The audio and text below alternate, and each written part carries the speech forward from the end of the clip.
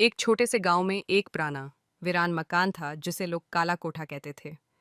कहते हैं कि उस घर में कई साल पहले एक जादूगर रहता था जो इंसानों पर तजर्बे करता था। एक रात पूरे गांव ने उस घर से चीखों की आवाजें सुनी और फिर वो जादूगर कभी नजर न आया।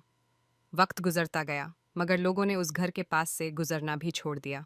कहते थे रात को इस घर से रोशनी निकलती है और कोई साया खिड़की से बाहर झांकता है। एक दिन तीन दोस्त अली, बलाल और काशफ ने हिम्मत की कि वो काला कोठा अंदर से देखेंगे। वो रात के वक्त मशाले लेकर घर में दाखिल हुए। अंदर हर तरफ गर्द, जाले और अजीब सी बो थी। उन्होंने एक दरवाज़ा खोला जो बेसमेंट की तरफ जाता था। जैसे ही वो नीचे उतरे, एक जोरदार चीख सुनाई दी। अली की मशाल बुझ गई और अंधेरे में उनके इर्द-गिर्द कोई चलने लगा। बलाल ने पीछे मुड़कर देखा तो उसने देखा कि कोई लंबा, सियाह साया उनकी तरफ बढ़ रहा है। काशिफ ने चीख कर कहा, भागो, और वो सब अंधेरे में भागने लगे। जब वो बाहर निकले तो उनके चेहरों पर हवाइयाँ उड़ी हुई थीं।